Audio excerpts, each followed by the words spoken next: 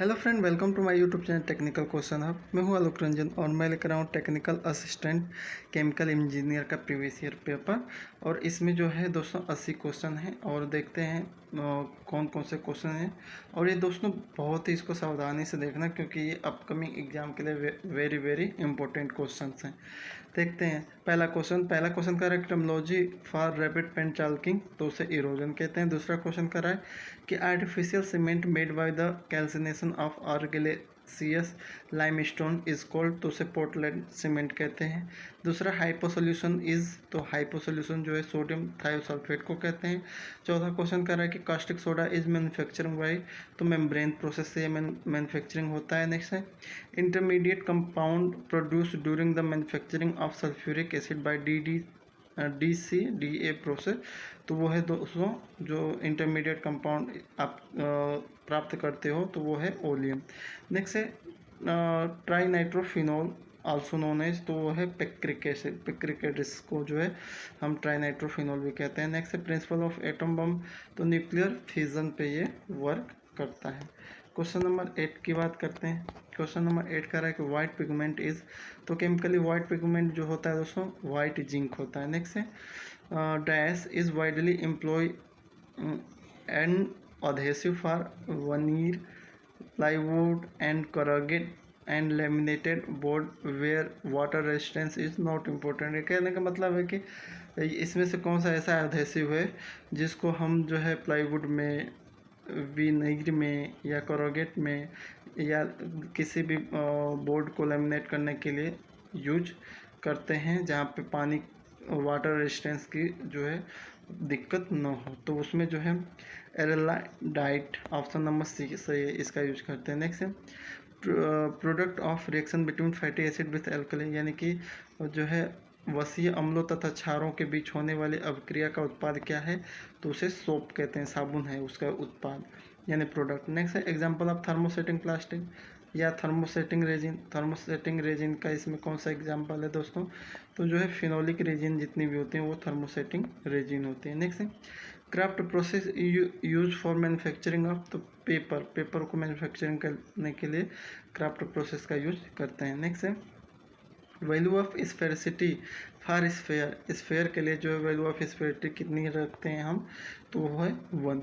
Next है formula for calculating mass mean diameter, mass mean diameter का जो formula है दोस्तों सिग्मा जो है x1 DPI है, ऑप्शन नंबर सी। नेक्स्ट है shape factor value for cylinder, जहाँ पे हाइट इजकल टू डायमीटर है, तो सिलेंडर का जो शेप फैक्टर माना गया है 0.785 माना गया है। नेक्स्ट क्वेश्चन है दोस्तों कि ratio of actual mesh dimension of any standard screen to the next smaller screen, तो उसकी जो रेशियो होते हैं √2 की रेशियो होते हैं, तो √2 की वैल्यू इसमें दिया है 1.414, तो इसलिए ऑप्शन नंबर ए सही है। नेक्स्ट है analysis can be use for diameter greater than about 44 micrometer, तो उसमें टाइलर स्क्रीन एनालिसिस में ये होती है। नेक्स्ट है which of the following law is use for crushing, तो क्रशिंग के लिए कौन सा लॉ यूज होता है दोस्तों, बॉन्ड्स लॉ या रेक्टेंगल्स लॉ, ये जितने भी हैं होते हैं, लेकिन किरचॉफ का, डाल्टन का, राउल्स का ये नहीं यूज होता है। नेक्स्ट है for a ball milling operation speed of mill should be, तो लेस देन क्रिटिकल स्पीड, यानी कि अच्छे ऑपरेशन के लिए जो है क्रिटिकल स्पीड से कम हम रखेंगे, किसी भी बॉल मिल ऑपरेशन में क्रिटिकल स्पीड के ऊपर नहीं रखेंगे, ना ही 0 रखेंगे। नेक्स्ट है example of ultrafine grinder, ultrafine grinder का एग्जांपल क्या है, तो फूड एनर्जी मिल जो है ये एक तरह से अल्ट्राफाइन ग्राइंडर का एग्जांपल है। नेक्स्ट है industrial screen are not made up from, यानी कि इंडस्ट्रियल स्क्रीन जो होती है किसकी बनी नहीं होती है, तो वो लकड़ी की बनी नहीं होती है। नेक्स्ट है mass of the particle fed per unit time per unit area of a screen term as, तो उसे कैपेसिटी कहते हैं, स्क्रीन की कैपेसिटी। नेक्स्ट है which of the following analysis belong to particle size distribution curve, तो screening में हम जो है जब पढ़ते थे तो उसमें जो है डिफरेंशियल एनालिसिस आती थी, जिसमें हम पार्टिकल की साइड डिस्ट्रीब्यूशन का एक कर्व होता था उसको स्टडी करते थे, तो ऑप्शन नंबर इसका ए सही है। नेक्स्ट है ultrafine particle are generally major in, जितने भी अल्ट्राफाइन पार्टिकल हैं उनको किस यूनिट में मेजर किया जाता है, तो इंचेज में, पर लीनियर इंच या इंचेज में जो है हम मेजर करते हैं। Next dash refer to a substance or a group of substance under consideration. जब किसी सब्सटेंस को अंडर कंसिडरेशन रखते हैं तो उसे थर्मोडाइनमिक्स में सिस्टम कहते हैं। नेक्स्ट है principal property which are dependent on mass under consideration are classify है, यानी कि कौन सी प्रॉपर्टी है थर्मोडायनेमिक प्रॉपर्टी जो है मास पे डिपेंडेंट है तो उसे एक्सटेंसिव प्रॉपर्टी कहते हैं। जितनी भी मास पे डिपेंड होते हैं उसे एक्सटेंसिव, और मास पे इंडिपेंडेंट होते हैं उन्हें इंटेंसिव प्रॉपर्टी कहते हैं। नेक्स्ट है a gram mole of material at a standard condition 0 degree temperature 760 mm pressure occupies, यानी कि 0 डिग्री टेम्परेचर 760 mm प्रेशर पे कोई भी जो है सब्सटेंस है कितना मोल ऑक्यूपाइज रखता है तो 22.4 लीटर रखता है। नेक्स्ट है the quantity of a desire compound which is form in a reaction will be determined by the quantity of तो लिमिटिंग एजेंट जो है लिमिटिंग रिएक्टेंट से ये क्लासिफाई होते हैं। नेक्स्ट है हमारा for form of energy which transfer from one body to another as a result of difference in temperature, यानी कि डिफरेंस इन टेम्परेचर जब कह देगा तो टेम्परेचर डिफरेंस ग्रेडियंट कहेंगे, या टेम्परेचर ग्रेडियंट हो गया, या जो है प्रेशर ग्रेडियंट हो गया, या वेलोसिटी ग्रेडियंट हो गया। तो वेलोसिटी ग्रेडियंट में वो जो वेग जब वेलोसिटी डिफरेंस होता है तो वहाँ पे वेलोसिटी ग्रेडियंट कहेंगे, और यहाँ पे जब टेम्परेचर डिफरेंस हो रहा है तो वहाँ पे टेम्परेचर ग्रेडियंट कहेंगे, नाम देंगे। नेक्स्ट है इसमें पार्शियल प्रेशर का ही डेफिनेशन दे रखा है कि पार्शियल प्रेशर जो होता है, partial pressure of a component gas which is present in a mixture of a gas is the pressure that would be exerted by the component gas if it alone were present in a same volume and the same temperature as a mixture। कहने का मतलब ये है कि अगर partial pressure क्या होता है दोस्तों, किसी जो है गैस मिक्सचर में जो है किसी एक कंपोनेंट का जो है प्रेशर अपन जो है पूरे गैस मिक्सचर का प्रेशर डिवाइड मतलब कर देते हैं तो वो हमारा पार्शियल प्रेशर निकल के आ जाता है। नेक्स्ट क्वेश्चन कह रहा है कि dash may be defined as which behave ideally at a condition at hence the incapable of condensation to either a liquid or a solid phase, यानी कि इसमें से कौन सी ऐसी गैस है जो एक तरह से परफेक्ट गैस की तरह यानी कि आइडियल गैस की तरह बिहेव करेगी और उसको आप जो है कंडेंसेशन करके उसको या तो लिक्विफाई भी नहीं कर सकते और सोलिडिफाई भी नहीं कर सकते हो। तो ऐसा कौन सी प्रॉपर्टी किस गैस की ऐसी प्रॉपर्टी होगी, तो सेचूरेटेड गैस की है। सेचूरेटेड गैस को आप ऐसा नहीं कर सकते, उसको लिक्विफाई नहीं कर सकते और नहीं सोलिडिफाई कर सकते हो। नेक्स्ट है डाल्टन्स लॉ। डाल्टन लॉ इसमें क्या है दोस्तों, तो इसमें जो है पार्शियल प्रेशर का वो दिया था तो ये है ऑप्शन नंबर डी जो है P equal to P A plus P B plus P C. Next है when partial pressure is equal to the equilibrium vapour pressure is term as, तो उसे हम कहेंगे सेचूरेटेड वेपर, उसे सेचूरेटेड वेपर कहेंगे। Next है the boiling point of non homogeneous mixture must be lower होनी चाहिए that of any its component alone. Next है unit of specific heat capacity. Specific heat capacity की यूनिट क्या होती है, तो जूल पर केजी सेंटीग्रेड होती है। नेक्स्ट है the humidity of a gas is generally defined as, तो ये जो है ऑप्शन नंबर सी इसका सही है, the weight of water per unit weight of moisture free gas. Next है इसमें कह रहा है कि Bernoulli equation for steady frictionless flow state along a storm line, तो उसमें जो टोटल मैकेनिकल एनर्जी जो है कांस्टेंट होनी चाहिए। टोटल मैकेनिकल एनर्जी में आपका जो प्रेशर एनर्जी हो जाएगा, वेलोसिटी हो सकती है, बाकी जितने भी हमारा है वो सारे कांस्टेंट होंगे। नेक्स्ट क्वेश्चन दोस्तों इसको लगाने की तो मैंने कोशिश की लेकिन आंसर नहीं है। इसमें कह रहा है कि water is flowing at 1.5 litre per second in a 0.05 metre diameter tube, what is the average velocity of the water in a pipeline. तो एवरेज वेलोसिटी का जो फार्मूला निकल के आएगा वो दोस्तों Q equal to A into V से निकल के आएगा।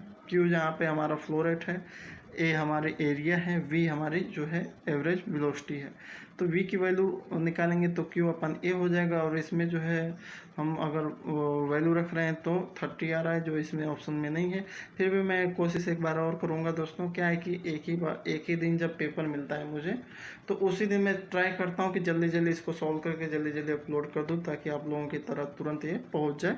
तो मैंने जो है अपने कम टाइम में जितना भी हो सका सॉल्व करने की कोशिश किया है। तो इसमें मुझे नहीं ये मिल पाया ना, आंसर नहीं है, इसलिए ये रीचेक कर लेना, जो इसका आंसर हो वो सही कर लेना। बाकी ये लग गया है कि ए particle A of diameter 10 micron settle in a oil specific gravity 0.9 and viscosity 10 points under Stokes law. A particle B with diameter 20 micron settling in a same oil will have a settling velocity. इसमें जो settling velocity का formula रखना और जो है ए equal to be कर देना, ए की वैल्यू रखते जाना। आप उसकी जो दे रखा है ऑलरेडी, डायमीटर दे रखा है, स्पेसिफिक ग्रेविटी दे रखा है, विस्कोसिटी दे रखा है, और उसके इक्वल बी को कर देना। बी की वैल्यू जो है दे रखा है, इस बी की वैल्यू जो है डायमीटर भी दे रखा है, और विस्कोसिटी आप उससे निकाल लेना। जो है विस्कोसिटी कह रहा है कि सेम ऑयल है, यानी कि विस्कोसिटी भी उसी की रहेगी, 10 पॉइसी वो रखेंगे। बाकी जो है वेलोसिटी को निकल के आएगी। तो आप देखोगे कि उनका जो रिलेशन बना है 1/4 एज दैट ऑफ ए, यानी कि ए के जो है 1/4 हमारा मिलेगा। 40 की बात करते हैं। For an ideal fluid flow the Reynold number is. तो रेनॉल्ड नंबर की जो फार्मूला है एन आर ए की, तो rho V D upon mu है, तो म्यू की वैल्यू कह रहा है कि आइडियल फ्लो है, तो आइडियल फ्लूइड फ्लो का जो विस्कोसिटी नहीं होती उसमें, वो इन विस्कस होता है, यानी कि उनकी जो विस्कोसिटी क्या हो गई, जीरो हो गई। तो विस्कस फोर्स को अगर आप जीरो रखोगे तो जीरो में किसी भी चीज़ की जो है किसी भी रोविडी अपन म्यू है, तो यानी कि जीरो से आप भाग दे रहे हो किसी चीज़ में, तो जब किसी भी चीज़ में आप जीरो से भाग दोगे तो इनफाइनाइट उसकी वैल्यू निकल के आएगी। तो 40 का डी ऑप्शन है।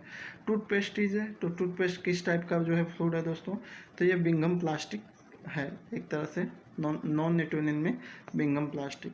नेक्स्ट है the equivalent diameter of anus of inner and outer radius r1 and r0 r i and r i inner हो गया, r o हमारा आउटर हो गया। तो वो क्या है, वो कौन से फार्मूले पे आएगा ये, या इसका फार्मूला क्या है, तो उसका जो फार्मूला है दोस्तों 2 जो है ब्रैकेट में r0 माइनस r1, ये है।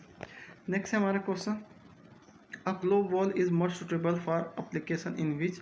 ग्लोब वॉल का यूज हम कहाँ पे सबसे ज़्यादा करते हैं, तो जहाँ पे फ्लो कंट्रोल इज रिक्वायर्ड, जहाँ पे फ्लो की कंट्रोलिंग बहुत अच्छे से करनी है, कंट्रोलिंग करनी है, वहाँ पे हम ग्लोब वॉल का यूज करते हैं। बाकी पहला ऑप्शन ऑन ऑफ कर रहा है फुल्ली ओपन फुल्ली क्लोज, तो वहाँ पे हम उसका यूज नहीं करते। वहाँ पे जैसे बाल हुआ उसका करते हैं फुल्ली ओपन या फुल्ली क्लोज। उसके अलावा तीसरे में देखोगे तो ये कह रहा है कि the fluid contain disperse particle, ये भी ऐसा कुछ नहीं है।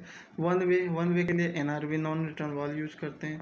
नेक्स्ट है 44 क्वेश्चन, इसमें कह रहा है a U tube manometer filled with mercury in connect between point in a pipeline if the manometer reading is 20 centimetre of mercury, calculate the pressure difference between point when water is flowing in a pipe.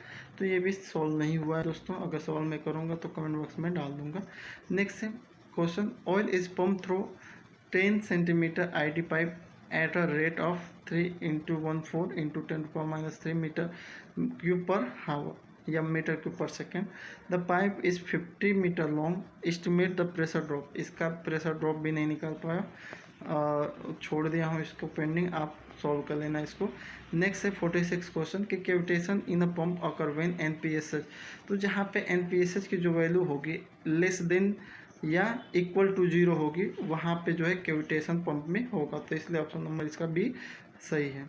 Next है a compressor suck the gas at 1 atmospheric gauge pressure and discharge the gas after compression at 1 जो है 9 atmospheric gauge pressure, what is the compression ratio.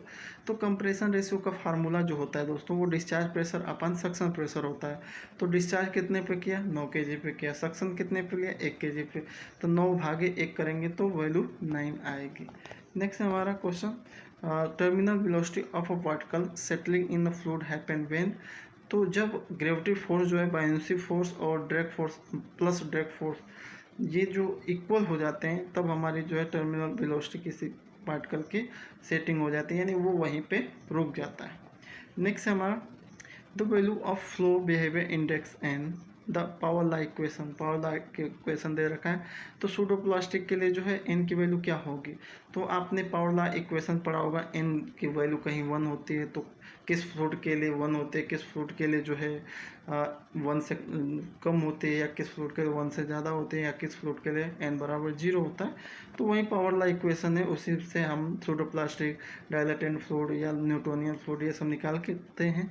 तो जब कह रहा है कि n की जो वैल्यू है आपकी सूडो प्लास्टिक की वो कितनी होनी चाहिए, तो सूडो प्लास्टिक के लिए जो n की वैल्यू होती है दोस्तों, वो n जो है लेस देन 1 होते हैं, यानी कि option number B less than 1 होगी। नेक्स्ट है double pipe heat exchanger are use when. Double pipe heat exchanger का यूज हम कब करते हैं, जब heat transfer area required is low. Heat transfer area जो है हमें रिक्वायर्ड जो होती है वो कम चाहिए होता है, तो डबल पाइप हीट एक्सचेंजर का यूज करते हैं। नेक्स्ट है अब Fourier law heat conduction. Heat conduction में जो फोरियर लॉ है उसमें कह रहा है कि rate of heat flow across और isothermal surface is temperature gradient at a surface. तो वो क्या होता है दोस्तों, डायरेक्टली प्रोपोर्शनल होता है, यानी कि क्यू डायरेक्टली प्रोपोर्शनल जो है एरिया का हो गया, या D x upon D T का हो गया, ये सारी जो प्रोपोर्शनल में होता है। जब प्रोपोर्शनल टूटता है तो के एक वैल्यू आती है जिसे थर्मल कंडक्टिविटी नाम दे दिया जाता है, तो ये डायरेक्टली प्रोपोर्शनल इसका सही आंसर होगा। नेक्स्ट है area of equilateral triangle is 16√3 centimetre square. तो इट्स पर मीटर, यानी उसका परिमाप पूछ रहा है, एरिया दे रखा है। तो आप जानते हो कि किसी भी एक समबाहु त्रिकोण का जो क्षेत्रफल होता है, एरिया होता है, वो होता है उस निकालने का जो फार्मूला होता है √3/4 होता है। तो √3/4 के बराबर इसने वैल्यू दे रखा है 16√3, तो इसके बराबर कर दो, √3 से √3 काट दो, तो 16 और जो 4 है इधर भाग में है, डिवाइड में है, तो उधर जाएगा तो मल्टीपल में हो जाएगा, तो 16 × 4 हो जाएगा, और ए स्क्वायर को ए स्क्वायर रखने दो, और इसको अंडर रूट जब करेंगे ए की वैल्यू निकालने के लिए तो इसकी वैल्यू 8 आएगी। और आप जानते हो कि जो है समबाहु त्रिकोण का जो परिमाप का फार्मूला होता है साइड इंटू 3 होता है, तो साइड एक साइड आ गई 8 और इंटू 3 करेंगे तो 8 3 24 का सही आंसर आ जाएगा। नेक्स्ट है एक सेकंड, ये हमारा 52 क्वेश्चन है, तो 53 का देखते हैं। थोड़ा सा इधर उधर क्वेश्चन हो गया, 53 पे चलते हैं। 53 हमारा कह रहा है कि इन heat exchanger the term approach refer, यानी कि हीट एक्सचेंजर में अप्रोच शब्द का मतलब क्या होता है, तो अप्रोच का मतलब होता है टर्मिनल पॉइंट टेम्परेचर डिफरेंस। जो टर्मिनल पॉइंट पे मिलते हैं टेम्परेचर डिफरेंस, उसे एक तरह से अप्रोच कहा जाता है। नेक्स्ट है steam trap are use to. Steam trap का यूज किस लिए किया जाता है, तो रिमूव द कंडेंसेट, कंडेंसेट को रिमूव करने के लिए। नेक्स्ट है sum of absorptivity and reflectivity of an opaque body. एक ओपेक्यू बॉडी के लिए जो वैल्यू होती है एब्जॉर्बिटी और रिफ्लेक्टिविटी की, वो कितनी होती है, तो वो दोस्तों 1 होती है। अगर 1 से कम ऑप्शन होता तो भी वो चलता, लेकिन इसमें 1 दे रखा है, इसलिए ये काफ़ी हद तक सही है। नेक्स्ट है if the rate of heat transfer very with time it is called, यानी कि रेट ऑफ हीट ट्रांसफ़र जो है टाइम के अकॉर्डिंग वरी कर रहा है, यानी चेंज हो रहा है, टाइम समय समय पे चेंज हो रहा है, तो इसलिए जो है unsteady state condition conduction कहलाएगा। ऑन स्टडी मतलब जो स्टडी नहीं है, अन स्टडी मतलब टाइम के अकॉर्डिंग चेंजेस, और स्टडी होता है यानी कि टाइम के अकॉर्डिंग नो चेंज। नेक्स्ट है deformation of tube due to thermal expansion in a shell and tube heat exchanger is prevented by providing two floating head. Floating head provide करा दोगे तो जो है एक तरह से डिफॉर्मेशन ऑफ ट्यूब जो होगा थर्मल एक्सपेंशन से वो नहीं होगा। नेक्स्ट है which type of feeding in a multiple effective operator does not required pump to transfer liquid between the effect, तो वो है फॉरवर्ड फीड।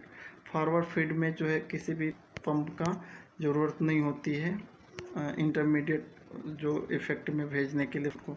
नेक्स्ट है हमारा ये 59 कह रहा है कि एक थैले में 7 लाल गेंद हैं, 2 नीली गेंद हैं तथा 11 सफ़ेद गेंद हैं। एक सफ़ेद या एक नीली गेंद निकलने की कितनी संभावना है? प्रायिकता का ये क्वेश्चन है।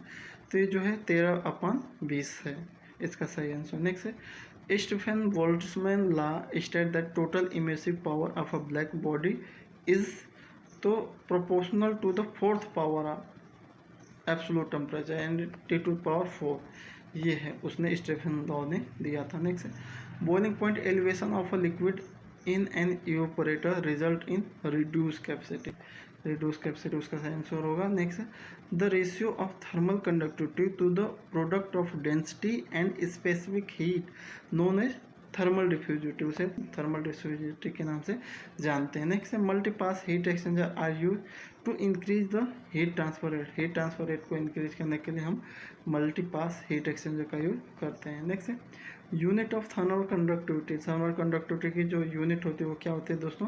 तो होते कैलोरी जो है सेंटीमीटर कैलोरी पर सेंटीमीटर पर सेकेंड पर सेंटीग्रेड। नेक्स्ट है हमारा 65 का in liquid extractor the treated mixture is called, यानी कि जो ट्रीट हो चुका मिक्सचर होता है उसे क्या कहते हैं? तो उसे रेफिनेट कहते हैं। नेक्स्ट है which of the following device is use for leaching for mineral from finally divide material, तो उसके लिए जो है लीचिंग डिवाइस को रखने के लिए जितना भी मिनरल को रखने के लिए जो डिवाइस यूज करते हैं उसे हम कहते हैं एक तरह से पंचुका टंकी।